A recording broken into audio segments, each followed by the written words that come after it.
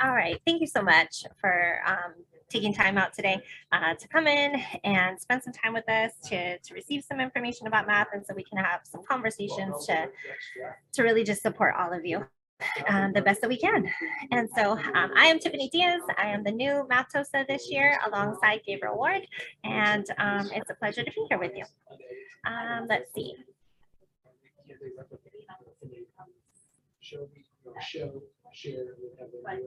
There we go. We do have some agreements that we just want to go ahead and make sure that we are all in the understanding that nothing you say here is a reflection of your intelligence.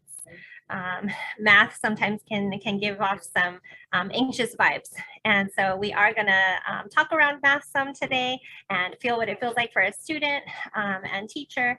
And so we just want to make sure that you're comfortable and knowing that whatever you do know is not a sign of your intelligence. And if something is not right for you, make it right.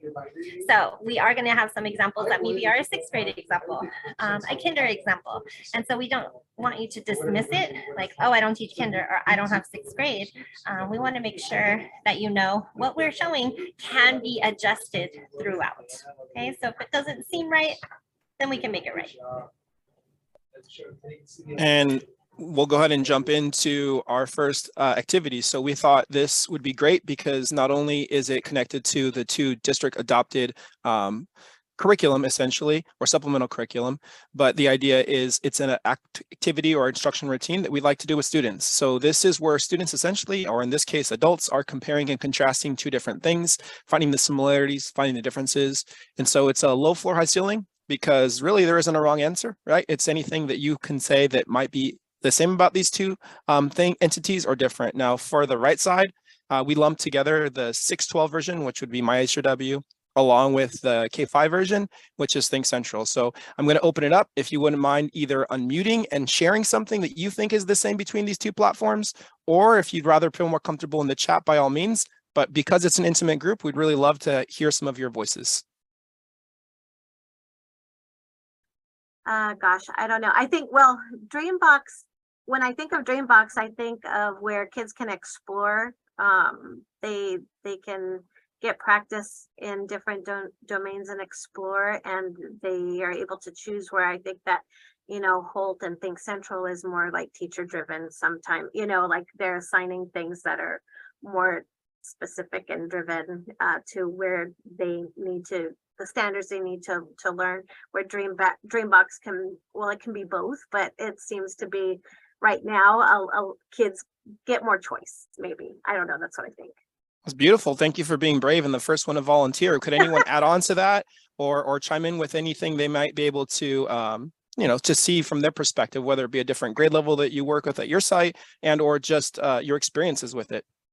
I like that Mary added the it can be both. You know, it seems to have that ability to do multiple things. The only thing I would add is that the one thing about Dreambox, it is motivating, especially with the coins and the certificates, where you don't have that in our online curriculum platforms. Absolutely. And I see Mr. Miller chimed in with the fact that Dreambox is a bit more adaptive, whereas Think Central is a little bit more teacher driven. There is, and when you drill down to it, a lot of similarities and differences. It's amazing. Think Central does have a component that is adaptive, not at all in the same realm that is Dreambox. And as you mentioned earlier, you know, Dreambox can be a little bit more teacher driven as well. But I think that for now, most teachers, I would say, feel comfortable with the idea that it's student driven. Is there anything else that anyone would like to add before we move on?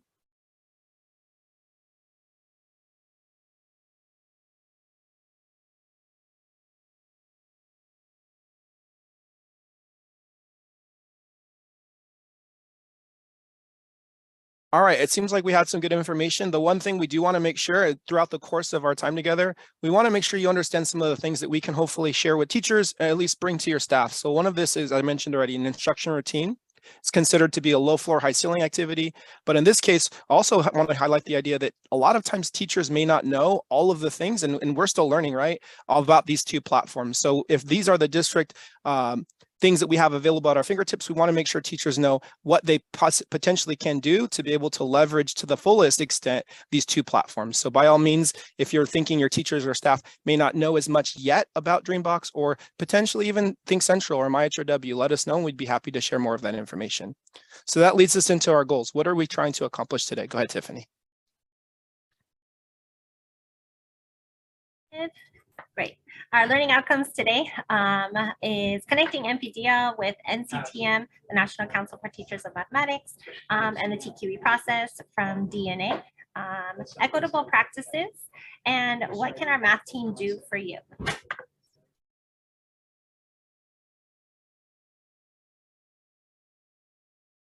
So while those are our goals, we really wanted to start here.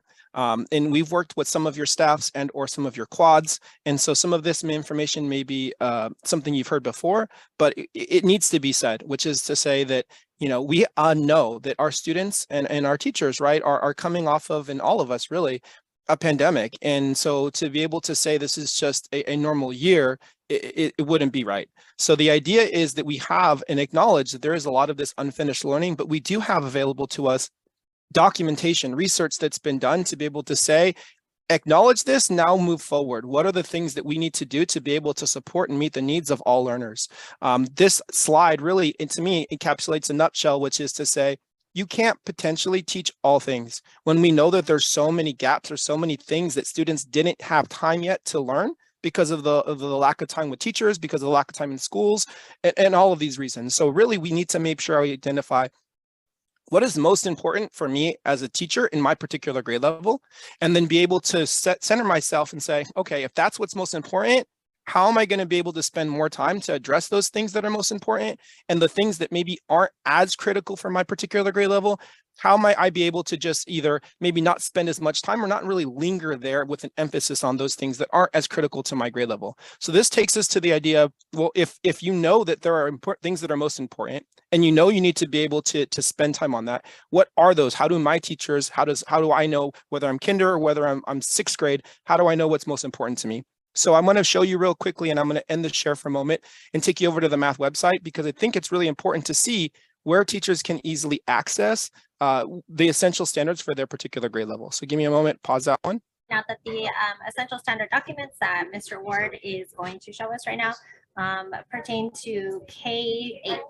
That is not something that was created that's easily user-friendly for the high school yet. I'm on the lookout, but right now it's for K-8. Thank you for clarifying that one, Tiffany. So from the math website, you would come over to where it says curriculum guides, and there's right at the top this area that says essential standards for K-8. So I'm going to go ahead and click on that. And what we've opened up is really this document. It comes to us from Achieve the Core. This isn't something that Tiffany or myself created, but what we did do is try to take it a step further. Oftentimes teachers may know their chapters or their modules or the curriculum, in this case, Go Math, but they may not be as comfortable or at least familiar with the standards themselves. And so this document tries to highlight. So I'm going to go ahead and pull up a grade 5 as an example. And then you'll be able to see. So what it loaded up right there is you can see those individual standards that are maybe potentially the most important for a particular grade level.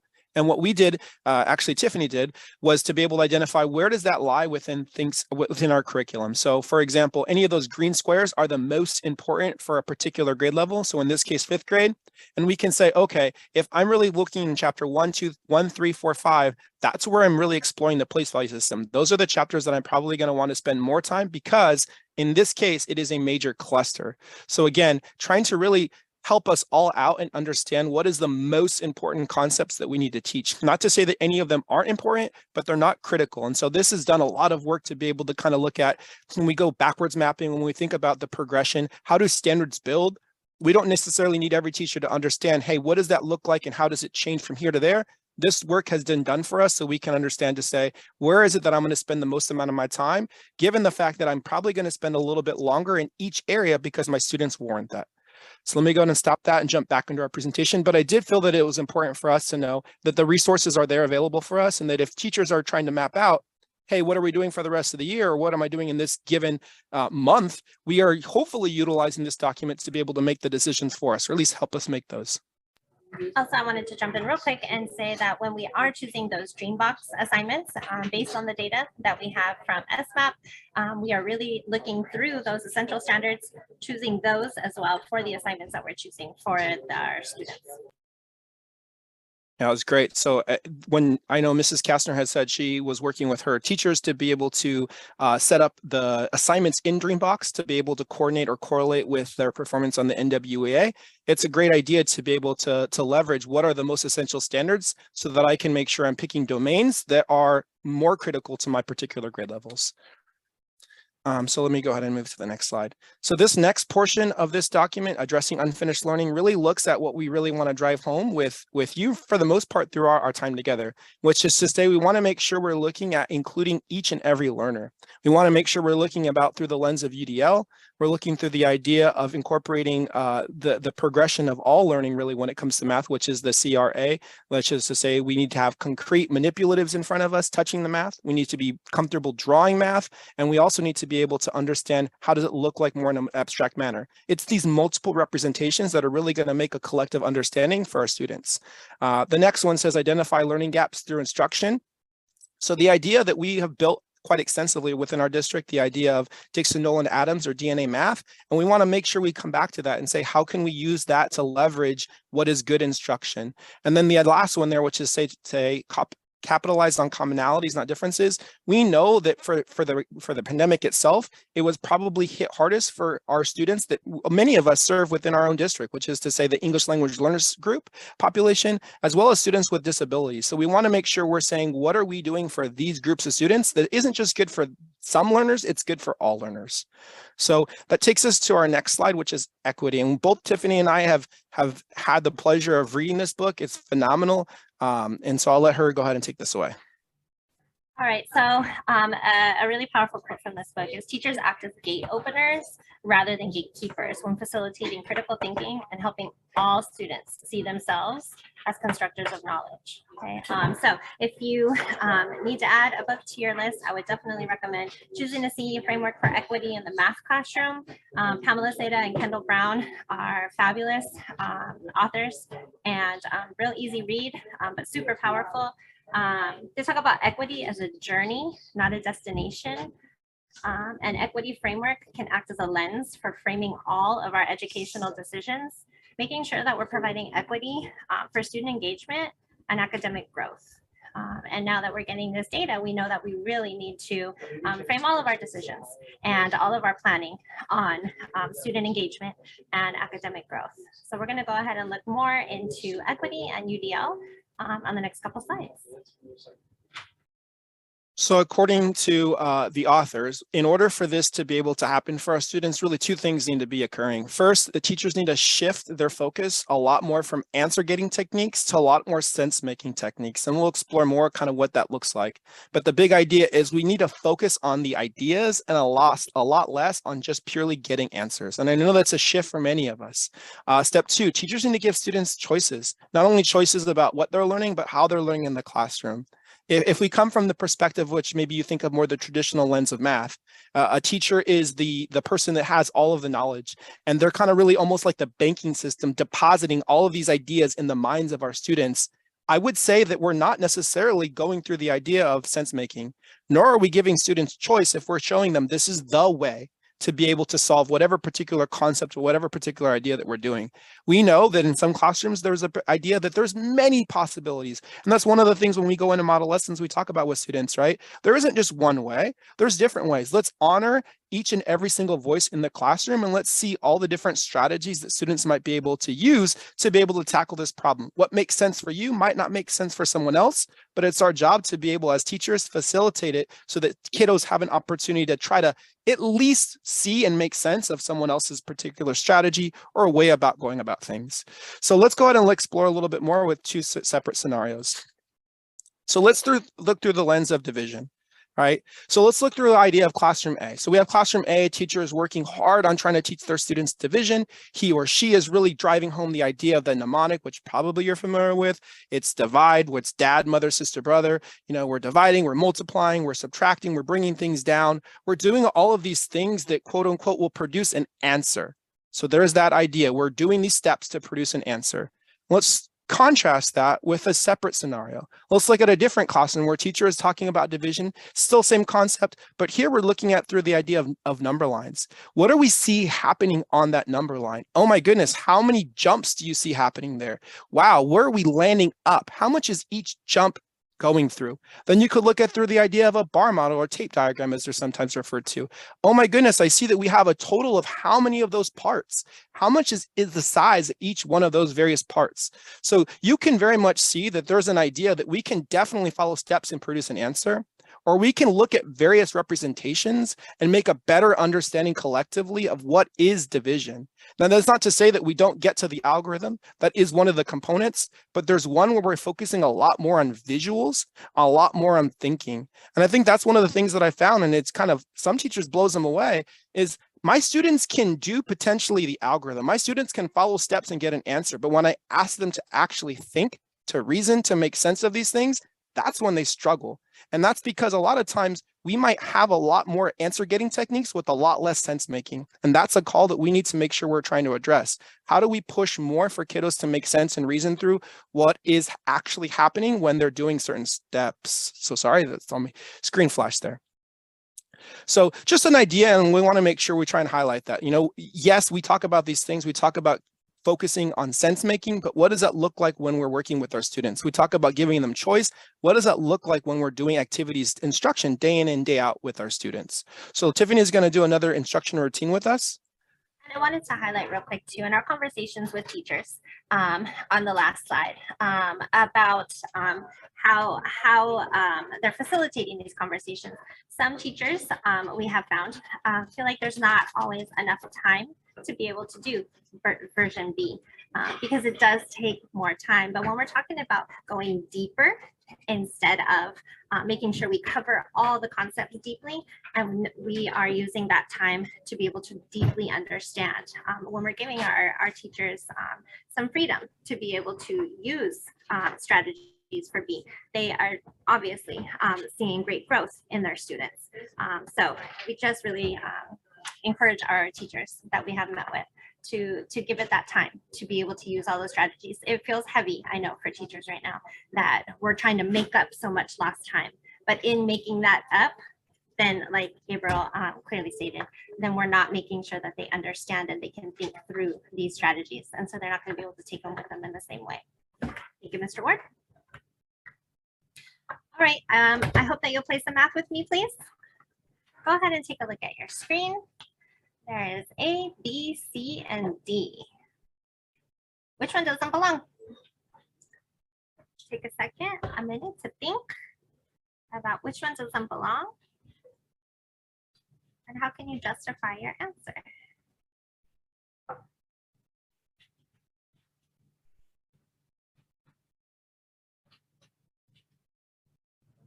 All right, when you're ready, I hope that someone will unmute and play some math with me and let me know what you're thinking. Which one doesn't belong? I would say C because it doesn't seem to have any kind of directionality. All the A, B, and D have some kind of pattern or, you know, yeah, a pattern. And C doesn't seem to have one. That would be mine. Nice work. I heard you say that it doesn't have a pattern. I see that too. Nice work. Is there another one that doesn't belong? Well, I would say D because D is actually a representation of a graph. It has X and Y and it's labeled and the others are not. So you don't know where it looks like something is graphed there. It doesn't, there's nothing to tell you what you are graphing. Nice work. I hear you saying there's a coordinate plane, right? So it's on a coordinate plane. We know what it's talking about. Okay, that sounds better. Yeah, yes. I like the academic vocabulary, Mrs. Diaz. Thank you. Right. I'm like this thingy and that thingy there. Yeah. You have a beautiful answer. It's perfect. Yeah, it does have a coordinate plane. It does have those labels. So we can see something's happening there. Can anybody tell what's happening in D? How would you describe that data? What do you notice in D? My eyes are so bad, I can barely read that. A number of classes missed versus, Final Or marks. final mark. Final marks. It's a trend showing that the more classes a student misses, the final grade is lower. Is lower. Nice work. So now we're also coming in and starting to talk about those graphs, right? So whose answer is right? Is it C or is it D that doesn't belong? Whose is right? Because my answer was A. Mine says A because it has the line of fit in the graph. The line of fit. So this is a way, obviously, to have everybody have the right answer, right? Somebody could say A doesn't belong because it's the only one that doesn't have a highlight on the A. True, correct, right. Every single student can find some way to enter into this opening routine. So we encourage our teachers, and this is what we definitely have been working on in many of your quads, is encouraging teachers to start with a routine where everybody belongs to the lesson. We do hear about apathetic students, students that are feeling unmotivated in math, but many of our students know where they land on the spectrum of being right where they should be and being a little behind in the standards and understanding. And so we see that apathy happen for some of our students because they don't feel like they belong to the lesson. They don't feel like they are a part of math right now. And so if we can bring everyone into the lesson, everyone can be able to be a part of what we're starting. That really motivates them to be a part of the entire lesson, as well as bringing in organically that math language. So, and Tiffany, can I also add, because I think all of you are modeling so beautifully too, some ELD integration into math with the vocabulary development, giving everyone voice, you know, some of the things that we talk about. And I've been working with Blanca and her team and with our department, looking at ELD, you know, not just in language arts, but across content, and the vocabulary that you're using and the explanations that you're all giving are great examples of doing just that. So I just wanted to make sure to mention that layer as well. That's beautiful. Thank you for bringing that in to Dr. Cunningham. Any questions about which one doesn't belong before we move forward? I'd like to add on, which is that we've done this in different classrooms at different grade levels. There are activities that correlate to more kindergarten. At the same time, this is probably more so middle school, high school. And the idea is still the same. Some of our students are afraid to get an answer wrong, that they're not even willing to try.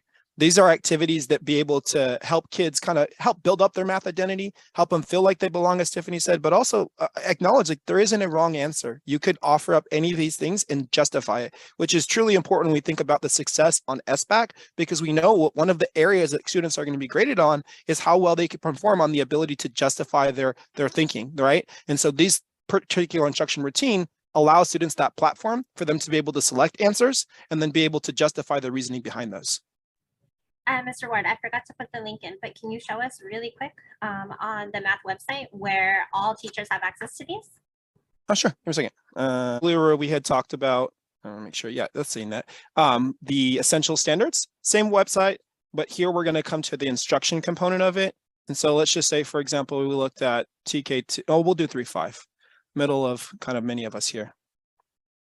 So there's a section that's talking about which one doesn't belong, but we've also tried to correlate by lesson. So you can see which one doesn't belong, whether you're focused on decimals, division, fractals, multiplications, or even though you can see the folder there for secondary. But you also have opening tasks where teachers could literally open it up and say, hey, look, these are instructional routines that we are suggesting that you might kick off the lesson when you're opening up, for example, 3.3 or whatever particular lesson it happens to be for that particular day. So I'm going to go ahead and end that share so we can jump back into it. But I do want you to know there's a lot of stuff that is here, hopefully, because we want to make sure we remove barriers for teachers so that it's easier for them to access this stuff to be able to use with their students. We want to get to next is the idea of some of those connections that we've alluded to earlier. So what you're looking at right here is the effective teaching practices that come to us courtesy of the National Council for Teachers of Mathematics. And one of the things that we think is beautiful is to be able to highlight, yes, while every school may not be an expert at each of these various 8 areas, there are some things that in our schools or in your grade level teams that your teams might be a little bit more proficient or a little bit stronger with.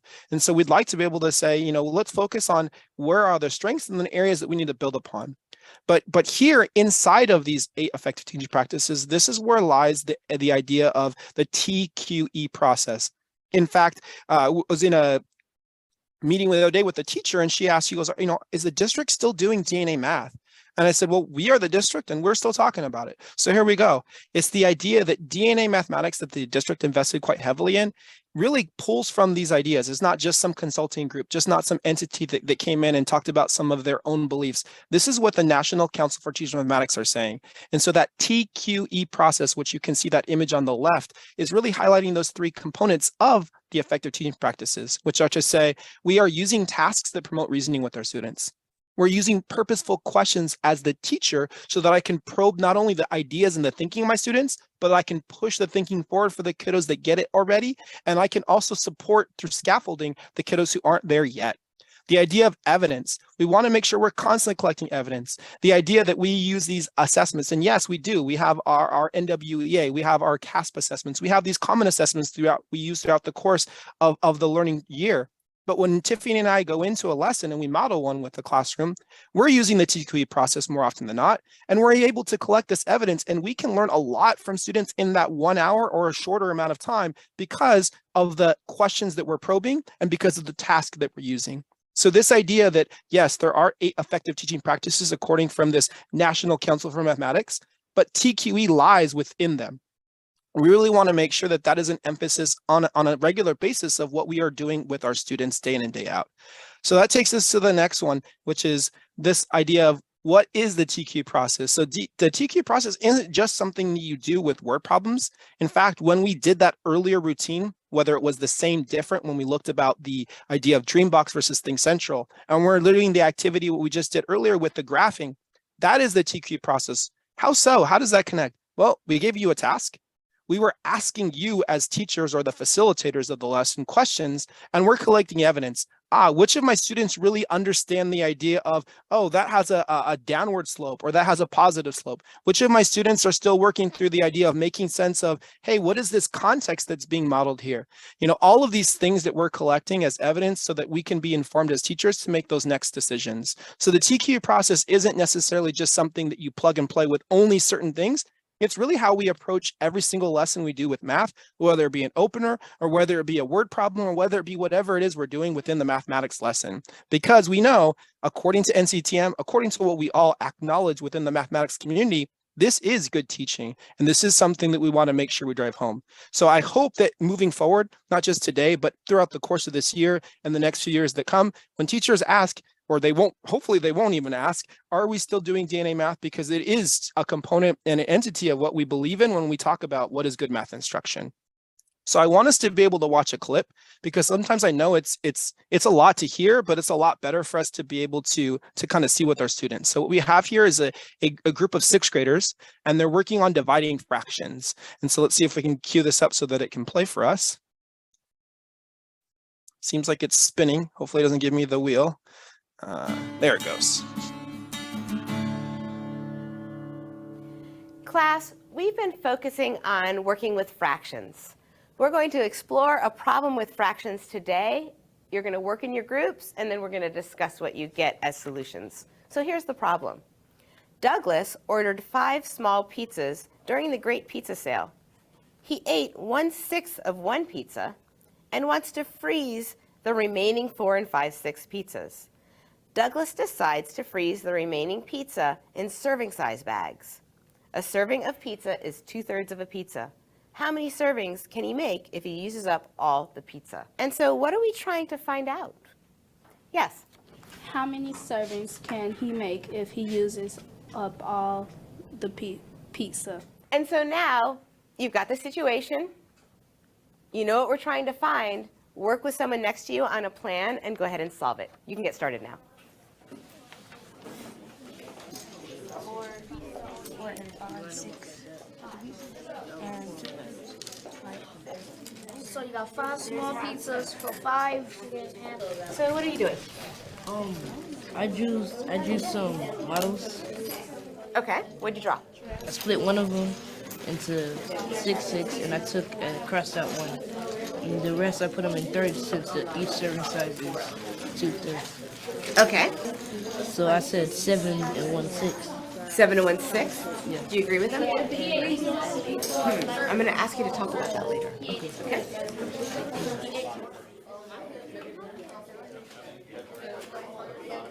What has she figured out here? That you can make 4 servings. Do you agree you can make 4 servings? Yeah. So what are you gonna do with this piece? Just throw it away? There's 2 triangles. You're gonna throw it away?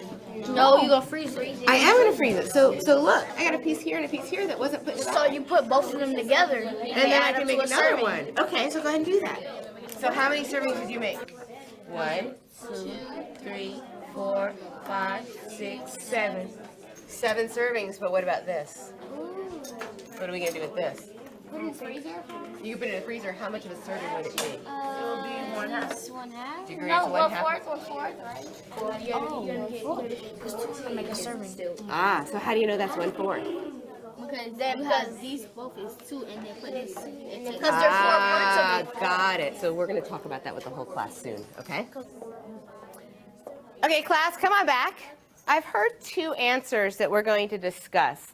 I heard a group say they found 7 and 1/4 servings.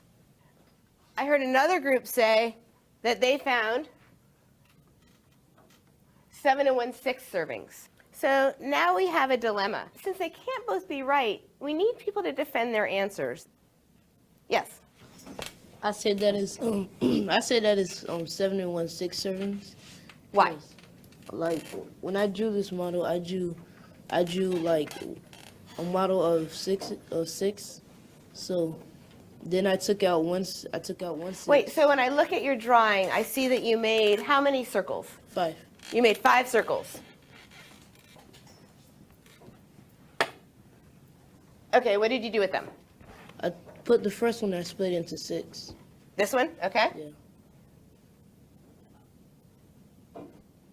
Okay. And then I crossed out one of them since he ate one of them.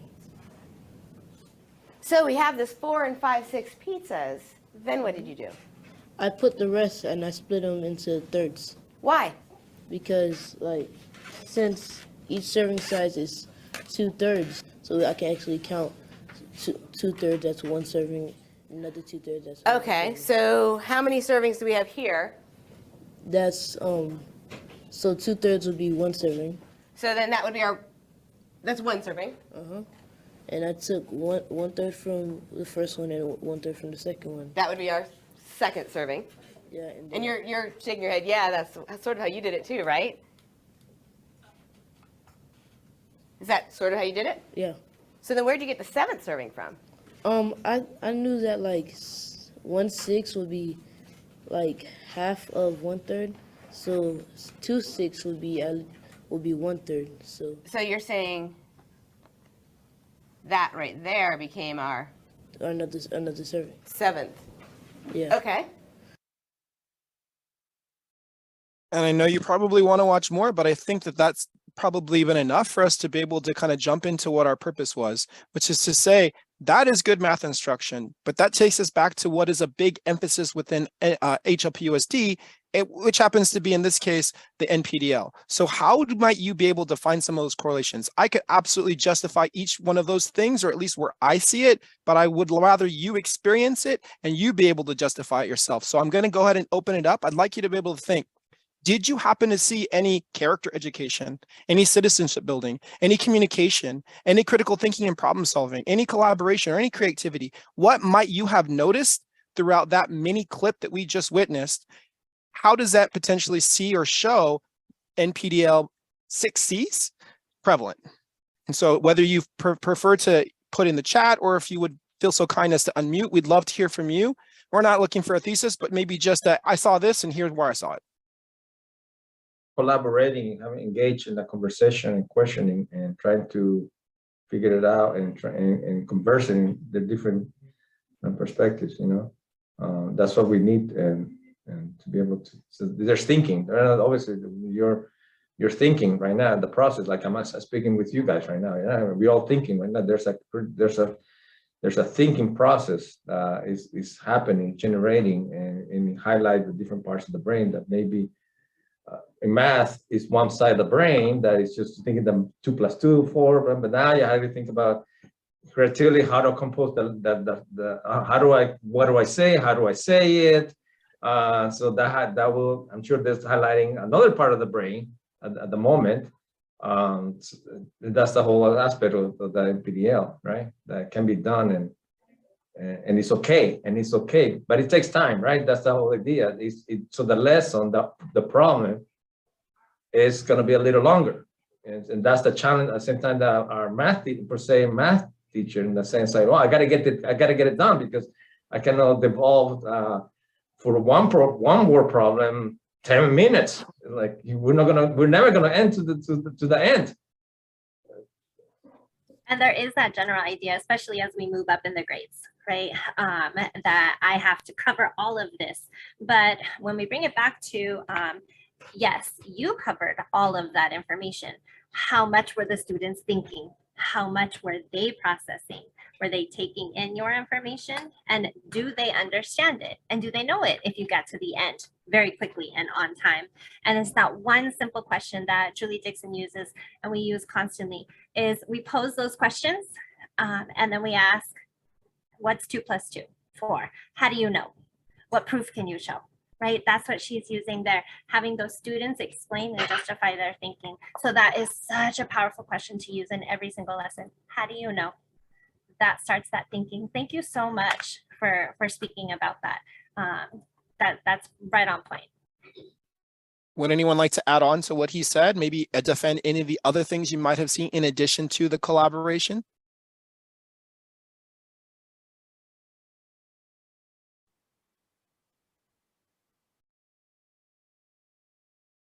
I can see all of the 6 C's in it, even though we don't concentrate on all in one lesson.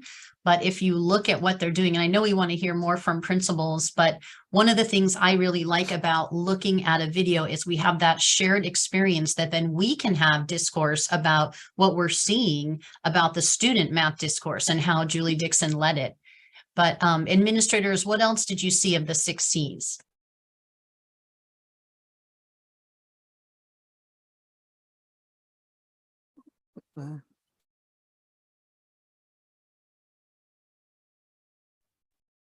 Well, definitely you can see the collaboration that's going on between the elbow to elbow partners, and they're thinking out loud. There's when the young man is defending his approach, that's metacognition. That's a very high skill set.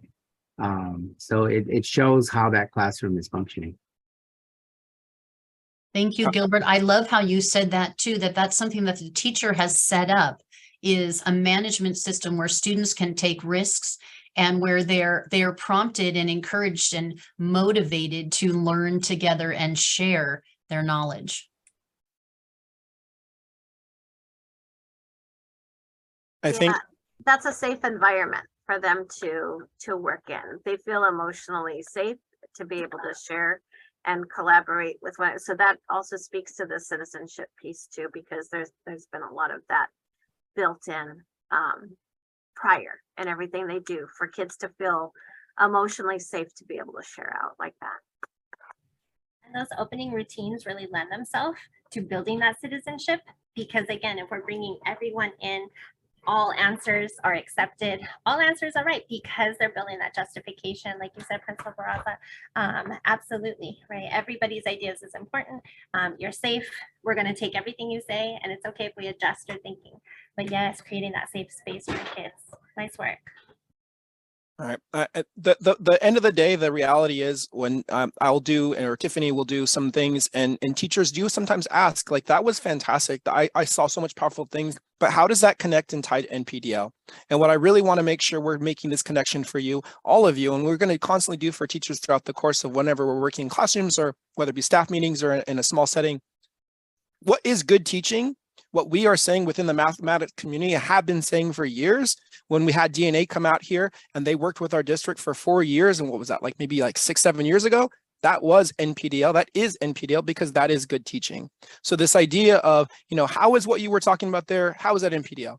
all of what we are saying is incorporating these ideas that students are the ones that are coming with the ideas, that students are acknowledged to be able to say, we value and appreciate the fact that you have things to be able to bring to the table, that it's not just me as the teacher that has all this knowledge that is just literally dropping things along the way. Because if that's the case, that's where we can see it hasn't been working, it isn't working. And there's things that we need to be able to do so that we can adjust, so that we have a little bit more student-centered classrooms. So whether it's a few minutes spent on instruction routines or a few more minutes spent on understanding how we can pull together this idea, which is these 6 C's, we have to be able to get to student-centered classrooms so that students are valued, so that students' ideas are taken in consideration, so that we can build off of the brilliance that is in front of us.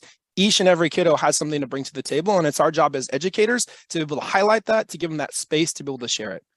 Let's going to take us to our next slide. So here we have, and hopefully if you can see, if you can't, I'll explain to you. We have a bathroom in the back corner over there, and we have some steps. Now you'll see that there is this particular restroom happens to be catered to those that are in wheelchairs.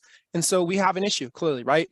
If students are, or in this case, an individual is needing to access that bathroom because that bathroom is set up for them, but they don't have access to that bathroom, that is kind of what we kind of see sometimes in the mathematics classroom.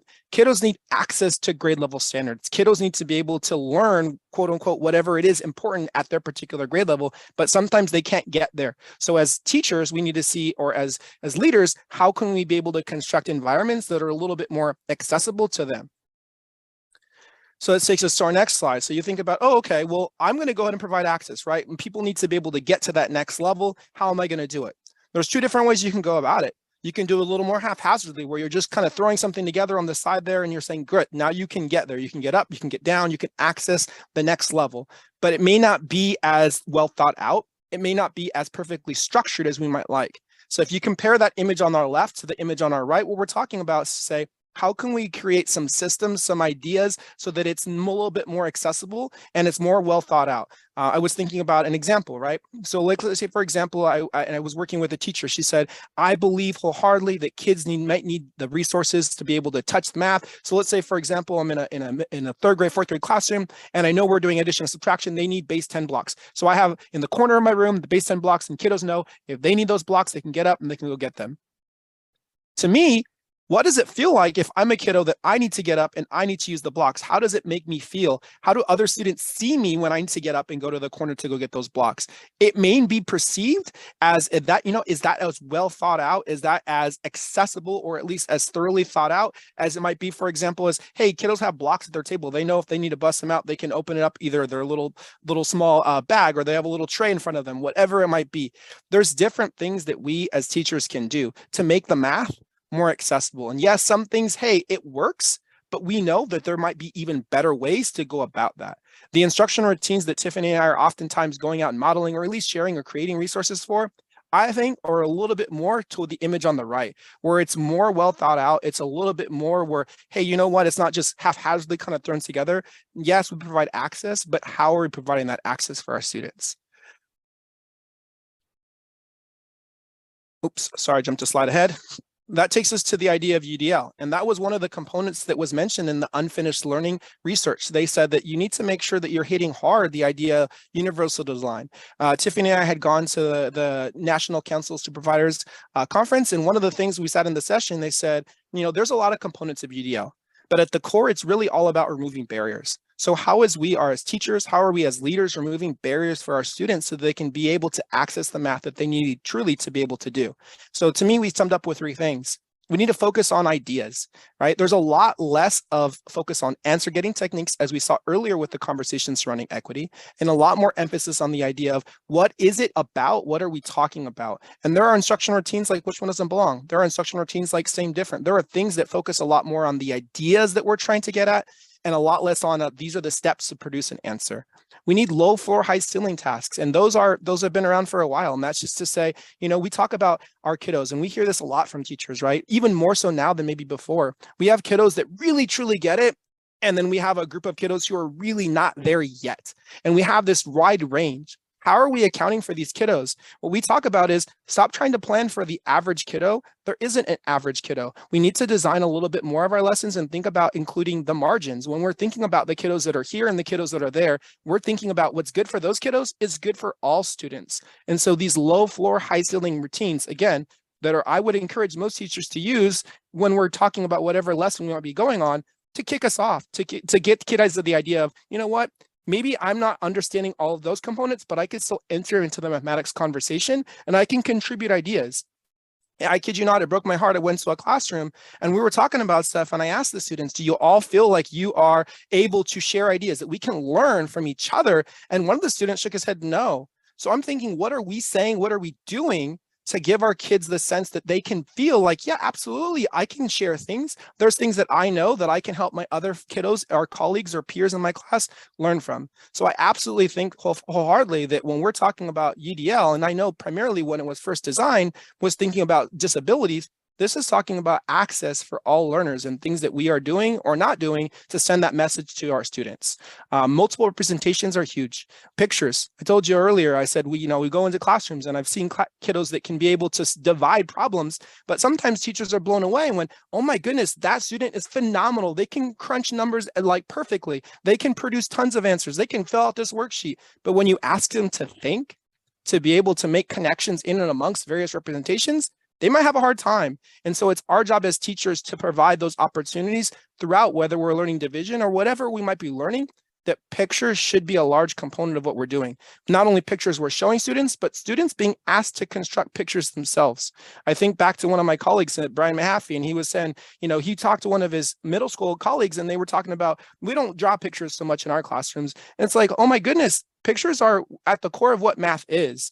And so we want to make sure that when we think about when we're talking about access for all learners, we want to make sure we're giving kiddos those multiple representations, those opportunities for them to be able to engage in those low floor, high ceiling activities, and being able to see, that they can contribute, that it's not just so-and-so that happens to be great at math, but that all of us bring expertise to the table and we can contribute. So this takes us to another activity as we're winding down our time together, which is estimation. So I think that estimation is a large component of mathematics, but it can also be an enjoyable one. So we're going to try and be able to put our little math hats on and do some estimation time. So let me go ahead and queue up what we have ready for you. I think you see my screen now. Is that right? Yeah, close about the base. Thank you. Thank you. Okay. So let me go in and see if my resume slideshow. All right, so what we're looking at here is a amount of real cue balls or pool balls, if you want to think about, and they're in this vase. And the question is kind of really, how many do you think happen to be in here?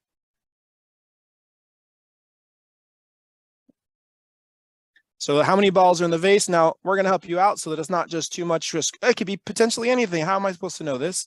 We're going to get some clues. As these clues go, we're hoping that you can adjust your estimation if you feel the need to do so. One of the things we talk a lot about in math is the idea that you don't have to be stuck in one answer. We talk a lot of times in writing or in the language arts with the idea that there's rough drafts, right? This is my first version, my first way of going about it, but I'm going to improve upon it. The same should be said in mathematics. It's not that you're stuck in one answer or one way of thinking. As more information comes our way, we can pivot, we can adjust. And I hope that you feel the same to be comfortable enough to do the same. So let's go ahead and go with our first clue. Our first clue is that some 2-digit numbers have the same digit in the ones place and the tens place.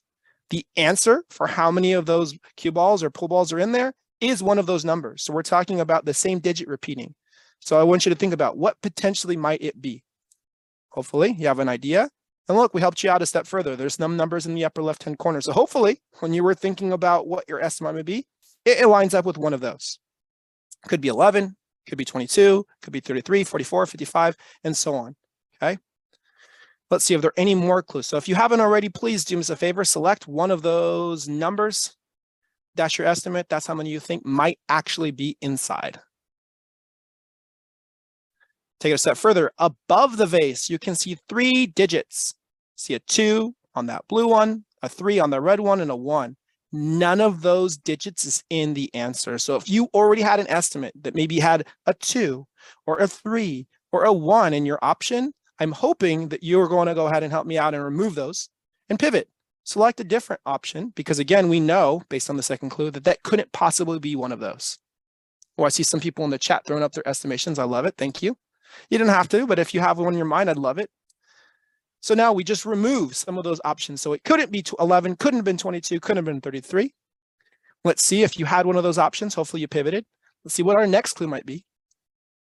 We know that the answer is less than 80. So if you were thinking 99, we know now that that's no longer an option given the new information. We put our bets. No, we're not. We're not gambling, sir. Not here. So we just removed 88 and 99 because, again, the answer is less than 80. There's a few more clues. Let's see if we're winding down. So now we have 4 options, and I hope you're with me. Let's see. We say on top of the, on the top is a blue ball. Double the number on that ball to discover a digit that is not in the answer. So we're looking at that blue ball, happens to be a 2. We're doubling it, and that happens to not be in the answer. So hopefully we have another that we've been able to remove. And now we're down to 3, and I see of the chat some options that might be right? And so we have one more last clue, and if you wanted to pivot your answer, by all means. If not, stay strong with what you thought. We have that last clue, which says on top are 3 numbers. Add them together. The sum, in this case, the answer to the addition problem, is also a digit that is not in the answer. So we're saying 2, 3, 1, add it together, not in the answer. And so we have one. It could either be one of those 2 things, right? It could be 55 or it could be 77. And so our actual answer is narrow down the possibilities. We say, what could it possibly be? And so the answer is 77. So whether you got it right or wrong, I'm hoping that you still were able to experience a little bit more what we want our students. So I asked you, like, how did that feel as you were going through that? Whether you were gambling money or hypothetically, or just in kind of along for the ride, how did you feel? Would anyone feel comfortable enough to maybe unmuting themselves or put it in the chat? How did this particular instruction routine or this activity, how did it have you feeling? Oh, it was exciting and fun. It was engaging. Yeah, that's really what we're going for, right? We think about a lot of times our idea of what is math, whether it be culturally, out in the world, even in some of our schools and our families. A lot of times math isn't necessarily what people enjoy the most. That isn't necessarily something that they experience and associate with mathematics. And so I think that one of the things we want to do more is bring activities and routines, not to say that it's going to be every single day, right? There are other things we're doing, but how can we bring some more of this joy with our students? And that's the goal. Math is a very joyous activity, and we want to make sure students can see that, so that it's not just, hey, I open up the textbook and I'm marking on this page. That is what math is. What we do day in and day out is telling our students and showing our students what is mathematics. And so I think the goal should be, hopefully, how can we incorporate more of these routines, these things, so that kids can feel what we just experienced, what many of us who are, love math already potentially, can be able to share that with people that aren't there yet. Tiffany, is there anything you wanted to add? No, we just want to make sure that kids feel like they're welcome into the math space, that they look forward to it, that it's fun. It's something that they know they're going to be able to be a part of. That's really what that encourages. And also just want to say, I know some of our colleagues had to jump off already, but we thank you for joining us for these summits, to all of our site leaders, definitely to our TOSAs for leading. But we know your time is valuable, and we just want to make sure that we're getting the messages out to you before, if possible, before teachers. And we know that if we offer it a couple times a day, hopefully you can attend one like you are. We'll have more colleagues this afternoon. We have more summits coming up, and we thank you for joining us for them, joining in the conversation.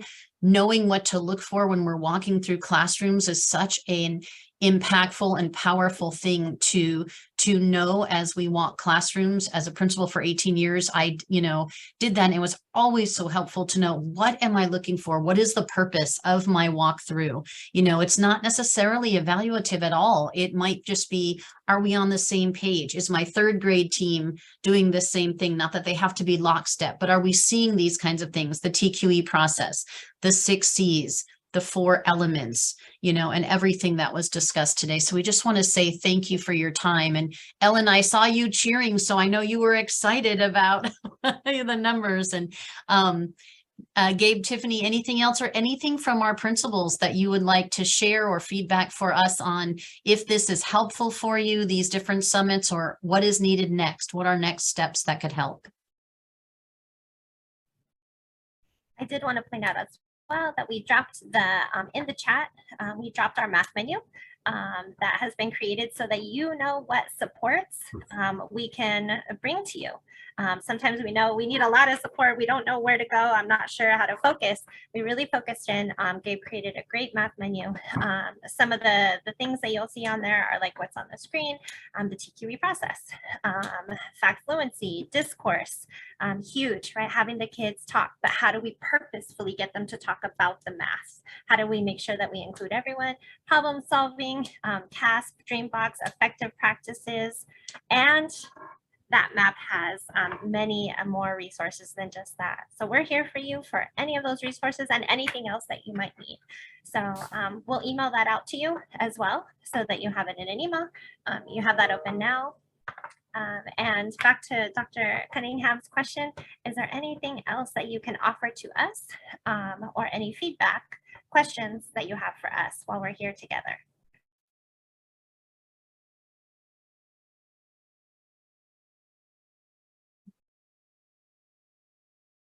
Well, thank you very much for your time. Go ahead, Gabe. No, I was just going to say thank you so much for joining us. We appreciate it. We know y'all are busy. We just want to be helpful. I know that there's a lot of us in terms of the curriculum instruction department, and each of us is here to support a different emphasis. But at the end of the day, we are all here to support students. So whether your school is ready today to be able to make commitments or at least make opportunities for your teachers to hear more of the math message, we're here for you. And if you're saying, hey, we're not there yet, maybe in January, February, we're here for you. I just want to make sure you understand that it's not necessarily something you need to book today. It's not something we need to plan, but we understand that you might have different emphasis. Some of you are focusing more on other content areas, but at the end of the day, we are here to support mathematics, and given the opportunity, we'd love to be able to collaborate with you so that we can make the most for your teachers and your students.